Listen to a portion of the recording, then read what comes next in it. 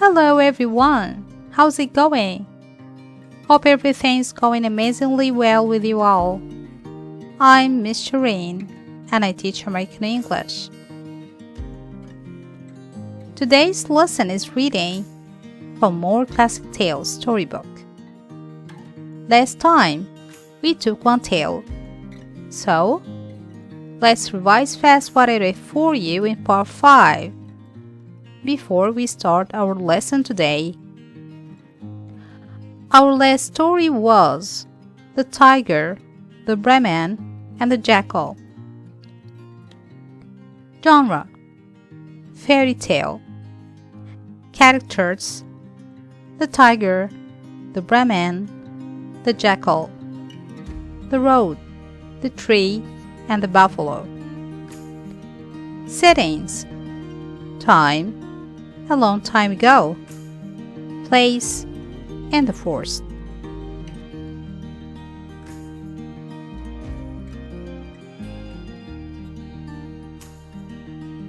The Tiger, the Brahman, and the Jackal. The tale was about a Brahman who found a tiger in a cage rolling from side to side and wanted to be free. At the beginning, the Brahman refused because he was afraid that the tiger would eat him up. But the tiger promised not to do so if he let it go out. Eventually, the Brahman opened the door of the cage. The tiger popped out and pounced at once on the Brahman to eat him up.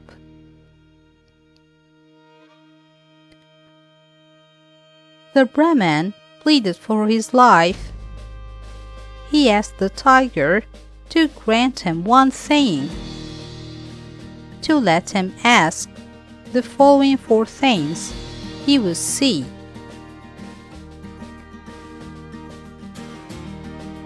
Whether they thought it was fair for the tiger to eat him up after letting him out of the cage. The tiger agreed. The Brahman spotted a tree and spoke to it to ask about his case. But the tree coldly told him to accept his fate as a man. Next, the Brahman saw a buffalo tied to a wheel and asked it about his case. But the buffalo told him that he was a fool if he expected gratitude. Then he spoke to the road, which told him the same thing: that he would be a fool if he expected anything else from the tiger. Finally, he met the 4th thing, which was a jackal. He spoke to it to ask about his case, saying that he was his last hope. The jackal was confused and asked the Brahman to explain again what happened to him. But the jackal was still confused after repeating the events many times. The jackal said that he could understand his story if he could take him to the cage. The Brahman took him to the tiger in the cage. He told him the story once more, from start to finish. But the jackal still couldn't understand anything, and told them that the cage was walking by and that the tiger was in the Brahman. The tiger decided to show him that he was the one in the cage by getting himself into it and locked himself in.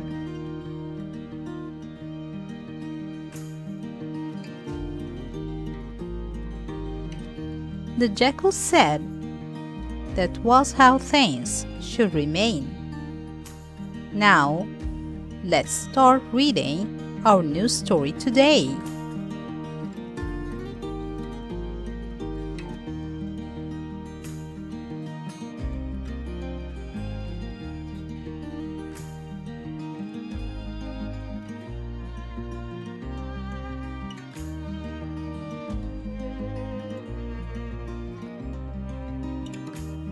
Hello once again. Let's start our story today, which is A Christmas Carol, Chapter 24, Part 1. Let's go. Once there was a tight-fisted, grasping, greedy man named Ebenezer Scrooge. His heart was as hard as an old flint and as cold as ice. Nobody ever stopped old Scrooge on the street to say hello. No neighbor ever called out, "My dear Scrooge, how are you? When will you come to see me?" Even the beggars steered clear of him. They knew there was no point in begging from Ebenezer Scrooge. On a cold, bleak, foggy Christmas Eve, old Scrooge was at work. As always, his poor clerk, Bob Cratchit, shivered in the next room, for Scrooge was too cheap to pay for more coal for the fire.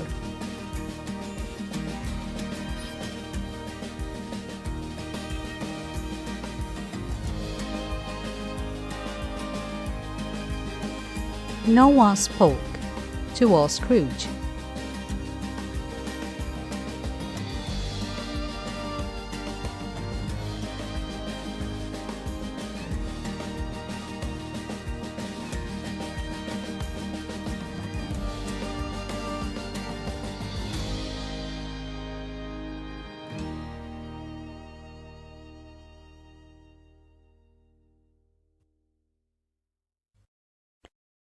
Late in the afternoon, two men came into the shop. "Good afternoon, sir," said one of them. "It's the holiday season. Won't you give some money to help provide for the poor?" "Are there no presents for them?" asked Scrooge. "Yes, of course," said the man. "But you see, sir, we are raising money so that the poor may have meat and drink. A little charity for Christmas. How much will you give, sir?" "Not a penny," said Scrooge. "Good afternoon, gentlemen."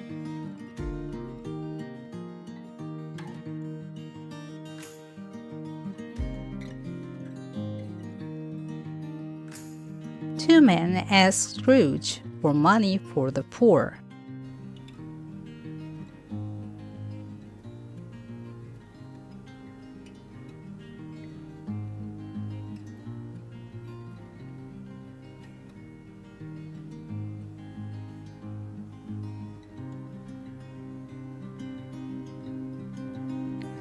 When closing time came, Scrooge went in and frowned at his clerk, Bob Cratchit. "I suppose you'll be wanting the entire day off on Christmas," he growled. "Yes, sir," Cratchit replied meekly, "if it's agreeable." "It's not agreeable," said Scrooge. "Why should I pay wages and get no work in return? It's only once a year," noted the clerk. "Very well," says Scrooge at last. "You may have your day off, but you had better come in even earlier the next morning to make up for it." "I will, sir. Thank you, sir," said Bob Cratchit. "And a Merry Christmas to you, sir." "Christmas? Bah! Humbug!" grumbled Scrooge as he left.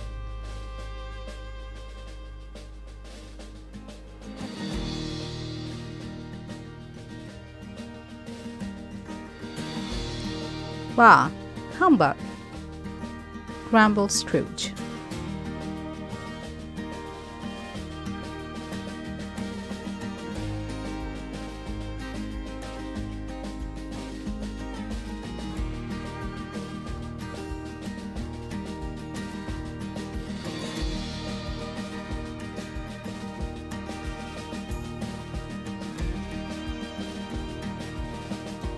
Through the frost and fog, Scrooge made his way home.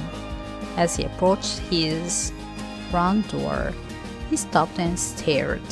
In the middle of the door, where he expected to see a doorknob, he saw a face. It looked like the face of his old partner, Jacob Marley. But Marley had been dead for 7 years. Scrooge blinked his eyes, and the face vanished. "Bah! Humbug!" said Scrooge. He unlocked the door and walked in. Scrooge lit a candle. He changed into his robe and slippers. He was about to fix his dinner when he heard something. It was a clanking sound. It sounded like someone was dragging heavy chains over the floor.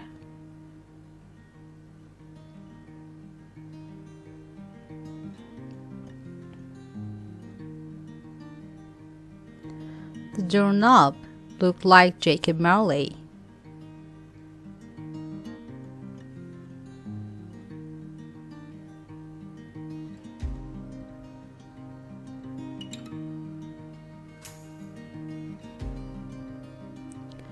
Then something amazing happened. A spirit walked in. He passed right through the door.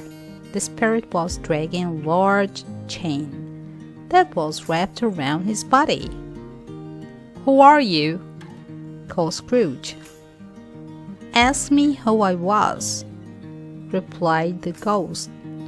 "Who were you then?" said Scrooge. "In life, I was your partner, Jacob Marley." "Jacob? Is it really you?" asked Scrooge. "How can this be? Why are you in chains?" "Hear me," cried the ghost. "I wear the chains I forged in life. I made it link by link. I cared only about money. I didn't care for my fellow man. You are making your own chain now, Ebenezer. You care too much for money and too little for your fellow man. I have come to warn you. You must change before it's too late. There is still a chance for you to escape my fate." Scrooge shivered in terror.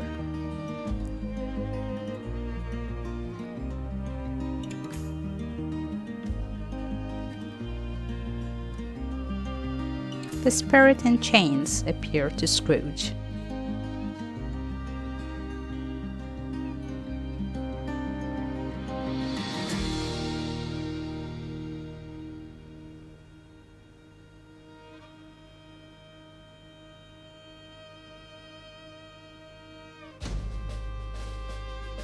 "Tonight you will be haunted by 3 spirits," the ghost said. Then it vanished. Scrooge got into bed and waited nervously. When the clock struck 1, a pale hand drew back the drapes that hung around his bed. It was the first spirit. The spirit looked like a child, but at the same time, it looked like an old man. It had white hair, like an old man, but there were no wrinkles on its face. It was dressed all in white. "Who are you?" said Scrooge. "I am the ghost of Christmas past," said the spirit. "Rise and walk with me." The spirit took Scrooge by the hand.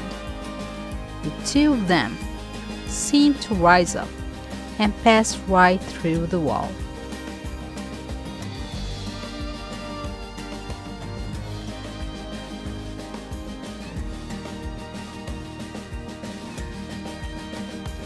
"I am the ghost of Christmas past," said the spirit.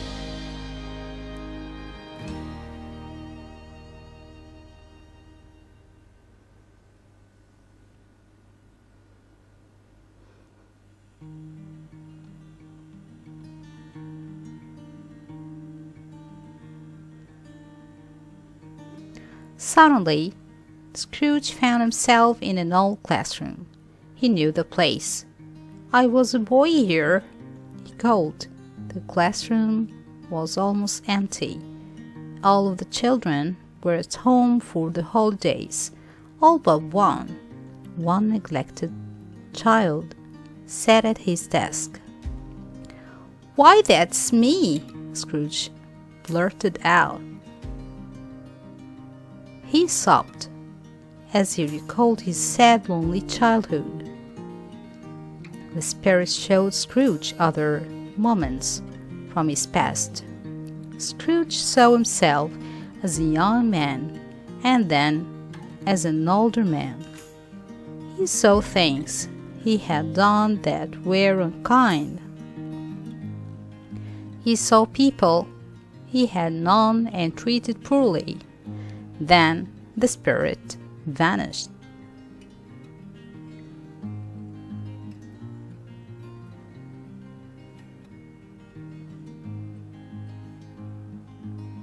Scrooge saw himself as a lonely child.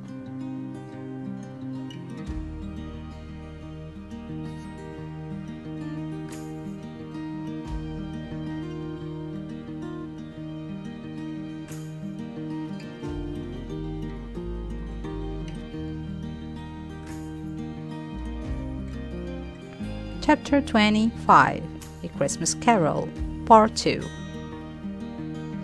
Scrooge found himself back in his bed again. He heard the clock striking. He saw a bright light. It seemed to be coming from the parlor. He got out of bed and put on his slippers. Then he walked to the parlor door. A voice called his name. "Come in," said the voice with a laugh. "Come in and know me better, man."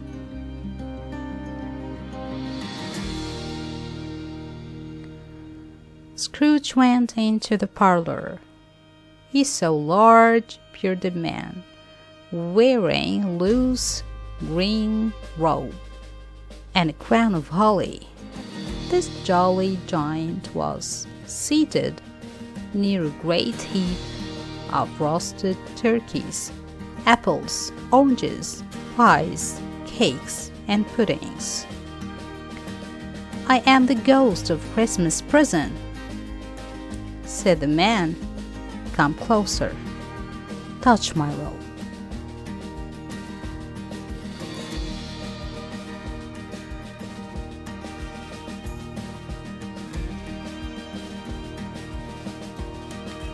"I am the ghost of Christmas present," said the man.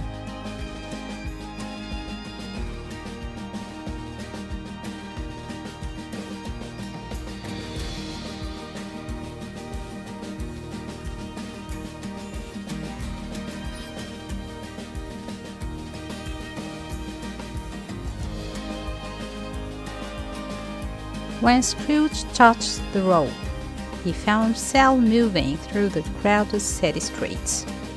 It was Christmas morning. Scrooge saw smiling faces. He heard people wishing each other a Merry Christmas.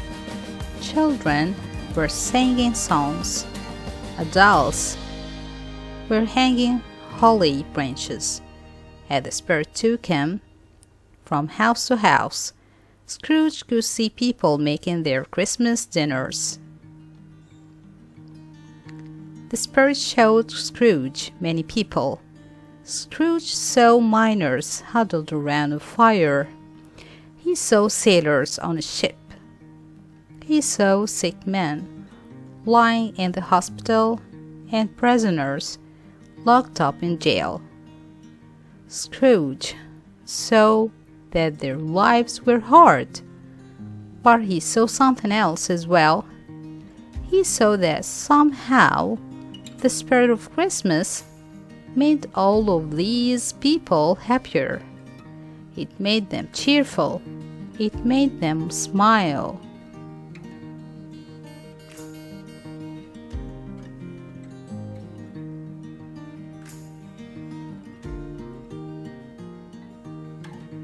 Scrooge saw smiling faces of happy people.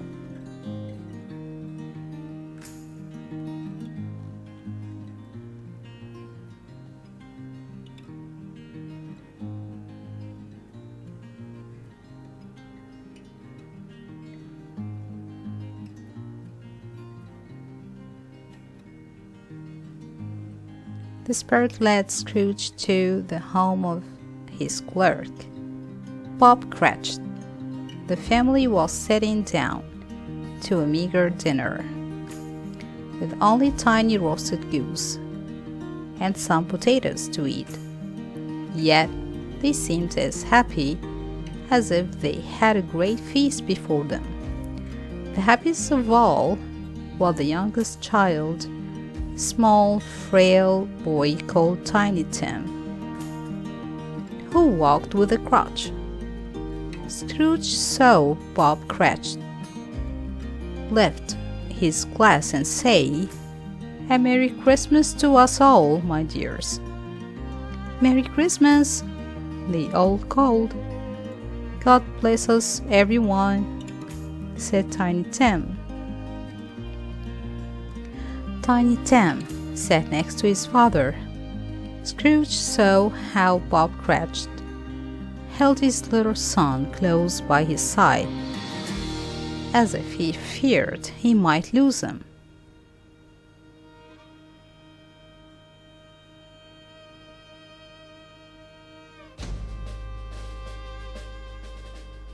Scrooge saw Bob Cratchit and his family.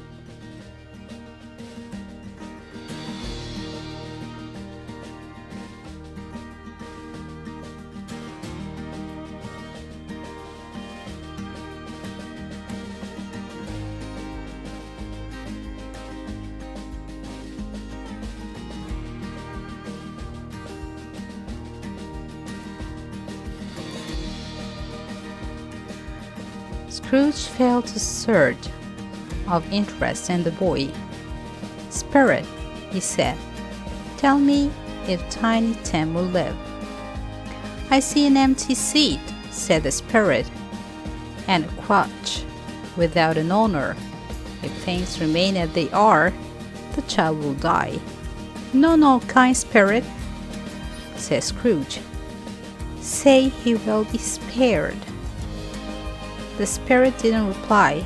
Instead, it vanished. In its place came a tall dark spirit, draped and hooded.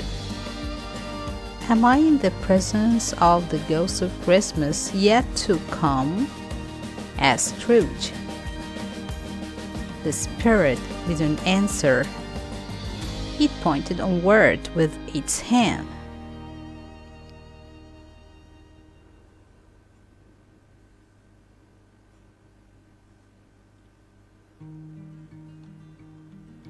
"I see an empty seat," said the spirit.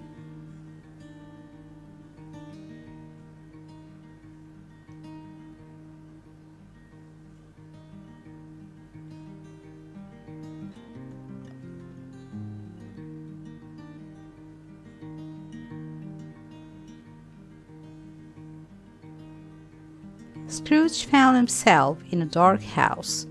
On the bed, beneath a sheet, lay something cold, still, and lifeless. Scrooge heard 4 men talking outside. "When did he die?" asked the first man. "Last night," said the second. "It's likely to be a very cheap funeral," said the third. "Indeed," added the fourth, "and not well attended. For who will mourn for that man?"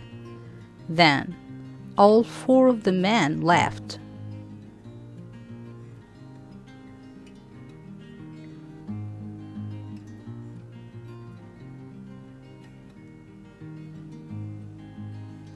The ghost of Christmas yet to come showed Scrooge's still lifeless body.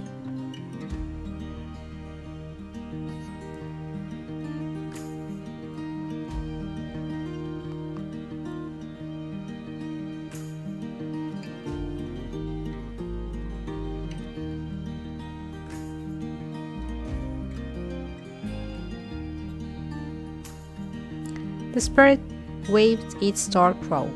Suddenly, Scrooge was back at Bob Cratchit's house. It was quiet, very quiet. No one spoke. The Cratchit children sat still as stones around the table. Tiny Tim's chair was empty. His crutch was lying on the table. At last, Scrooge heard Bob Cratchit's voice. "I am sure that we shall never forget poor Tiny Tim." Bob Cratchit said softly, "Oh, my dear little child."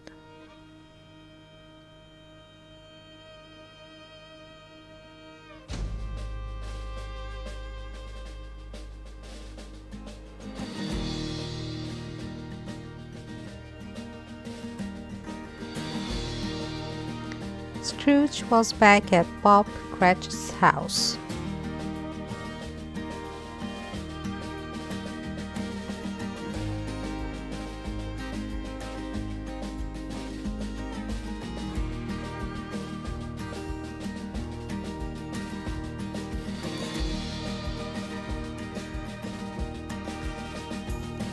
Chapter 26, A Christmas Carol, Part 3. The spirit waved its dark robe again. Scrooge found himself in a graveyard. The spirit pointed to one of the graves. Scrooge crept toward the grave. Then he stopped. "Tell me, spirit," Scrooge said, "the things you have shown me, are they things that will be, or are they only things that may be?" The ghost didn't speak. He pointed at the gravestone. Scrooge looked at the gravestone, and there he read his own name, Ebenezer Scrooge.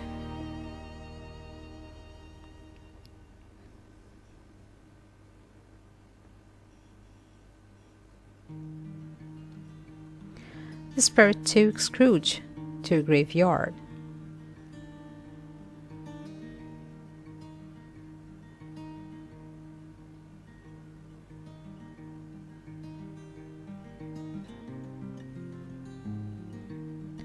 Scrooge fell to his knees. "Am I that man who was lying on the bed in the dark house?" he cried. The finger pointed first at the grave and then at Scrooge. "No, spirit, no!" cried Scrooge. The finger was still there, pointing at Scrooge. "Spirit!" Scrooge cried. "Hear me! I am not the man I was before. I will be better. Surely there is still time. Surely you wouldn't show me these things unless there's still a chance to change my life." For the first time, the hand began to shake.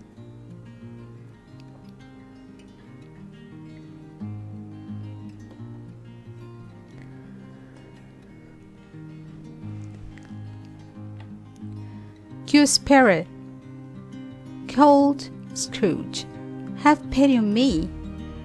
Tell me that these things are not carved in stone. Tell me that they will change if I change my life." The hand trembled.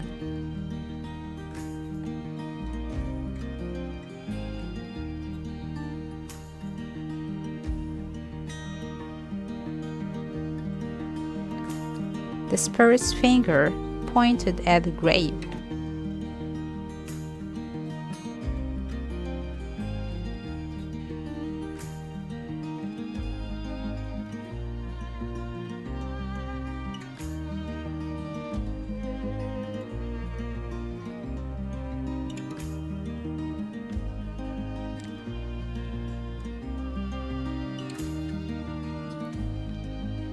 "I will honor Christmas in my heart and try to keep it all the year," cried Scrooge. "I will heed the lessons you and the other ghosts have taught me." Scrooge reached out for the spirit with both hands, but the spirit vanished. Scrooge found himself sitting in his own bed, with his arms around the bedpost. Yes, the bed was his own. The room was his room as well. Best of all, the rest of his life was his own. There was still time to make himself a better man. Scrooge felt as giddy as a little boy and as light as a feather. He ran to the window. It was a bright, clear morning. The fog had lifted.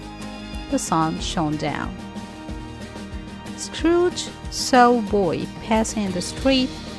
He called out, "What's today, my fine fellow?" "It's Christmas Day, of course," said the boy.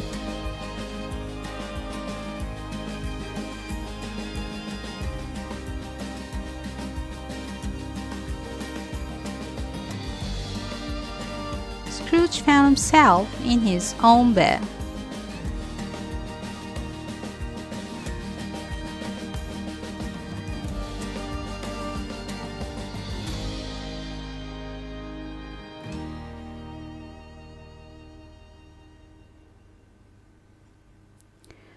"Christmas," said Scrooge. "Thank goodness, I haven't missed it." Scrooge called down to the boy again. "Do you know that big prize turkey they're selling in the store on the next street?" "You mean the one as big as me?" said the boy. "Yes, that's the one," cried Scrooge. "Run to the store. Tell them to take the turkey to Bob Cratchit's house." He tossed the boy a coin as a reward. Scrooge dressed quickly and rushed into the street. "Merry Christmas!" he cried warmly to the people he met. He patted children on the head and talked with beggars. He found that everything he did gave him happiness.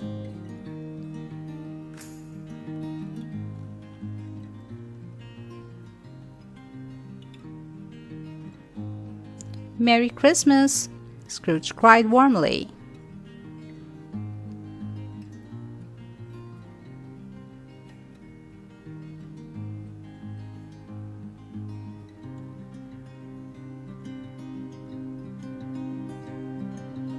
Scrooge went on, calling out, "Merry Christmas!" Before long, he ran into the two men who had visited him the day before, collecting for the poor. Scrooge grabbed one of the men and whispered a few words in his ear. "Bless me," said the man. "Are you sure, Mr. Scrooge? Are you really willing to give such a sum of money?" "Yes, yes," cried Scrooge. "Not a penny less. Come and see me." "Indeed I will," said the man.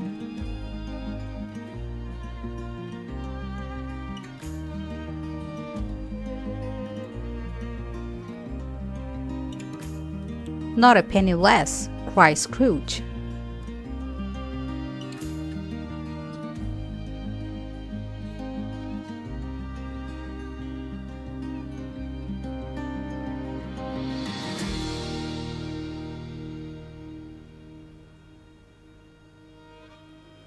The next morning, Scrooge arrived at work early before Bob Cratchit.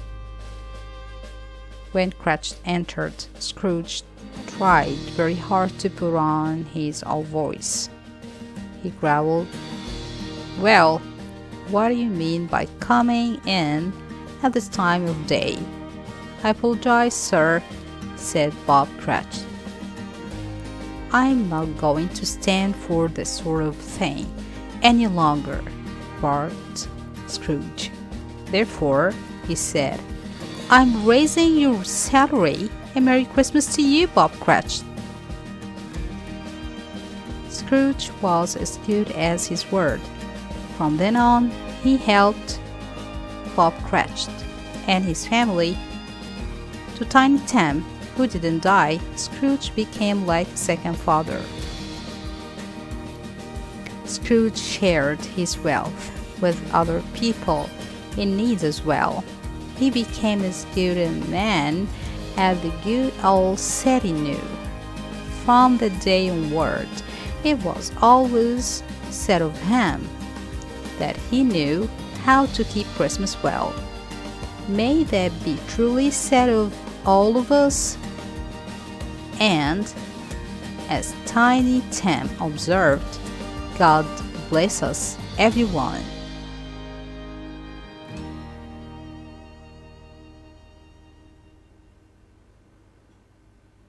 God bless us, everyone, observed Tiny Tim.